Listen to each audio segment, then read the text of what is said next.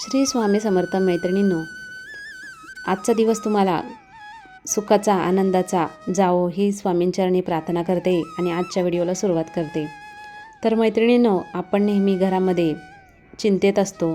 जेव्हा घरामध्ये सुख शांती नांदत नाही, भांडणे चिडचिड होतात, नवरा बायकोमध्ये भांडणे होत असतील किंवा मुलांमध्ये वादविवाद होत असतील, मुले ऐकत नसतील, तर एक स्त्री म्हणून आपण नेहमी चिंतेत असतो। त्यासाठी आपण एक उपाय करायचा आहे। तर ज्या घरामध्ये वादविवाद चिडचिड किंवा शांतता नसते, आनंद नसतो, अशा घरामध्ये लक्ष्मी वास करत नाही, देवांची कृपा होत नाही। म्हणून कोणत्याही घरामध्ये वादविवाद होणे चांगले नसते। परंतु ज्या घरात पतीपत्नीचे पटत नसते, त्या घरात गरिबी दरिद्रता येते। म्हणून पतीपत्नीमध्ये कधीही भांडणे असू नये। जर तुमच्या घरात दोघेही भांडत असतील किंवा आई वडील भाऊ भाऊ बहीण यांच्यामध्ये जर सतत भांडणे होत असतील, तर त्या शांतीसाठी तुम्ही एक उपाय करायचा आहे। यामुळे तुमच्या घरातील चिडचिड वादविवाद जे एकमेकांचे पटत नाही ते सुद्धा पटायला लागेल।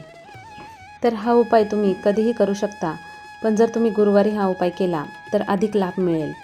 तर त्यासाठी एक ग्लास पिण्याचे पाणी घ्यायचं आहे, ते तुम्ही घेऊन देवघरामध्ये बसायचं आहे। ते पाणी स्वामी समर्थांच्या समोर किंवा देवघराच्या समोर ठेवायचं आहे। त्यानंतर तुपाचा दिवा लावून अगरबत्ती लावायची आहे, हळदी कुंकू फुले वाहून पूजा करायची आहे। त्यानंतर तुम्ही तारक मंत्र म्हणायला घ्यायचा आहे। तारक मंत्र तुम्ही तुमच्या वेळेनुसार कितीही वेळा बोलू शकता, पण एकदा बोलला तरीही चालेल। आणि हे बोलून नंतर हे पाणी सगळ्या घरातल्या लोकांना थोडं थोडं प्यायला द्यायचं आहे। यामुळे घरातील लोकांवर कृपादृष्टी होते, तसेच लोकांमध्ये वादविवाद होणे कमी होते, घरामध्ये सुख शांती लाभते। लहान मुलांमध्ये जर चिडचिड होत असेल तर हे पाणी त्यांना प्यायला द्या। नवरा बायकोचे जर पटत नसेल तर त्यांनी देखील हे पाणी थोडे थोडे प्यायचे आहे।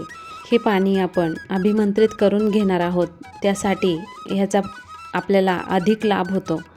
तर त्यासाठी हा उपाय तुम्ही दर गुरुवारी केला तरीही चालेल। जर घरामध्ये पटत नसेल किंवा वादविवाद होत असतील तर प्रत्येक स्त्रियांनी हा उपाय करून बघावा। जेव्हा आपण म्हणतो की पूजा झालेला प्रसाद आपण अमृत म्हणून घेतो, तसंच असतं। त्याच्यावर सुद्धा आपण मंत्रांनी अभिमंत्रित केलेला तो प्रसाद असतो, त्यासाठी तो प्रसाद अमृतासारखा होतो।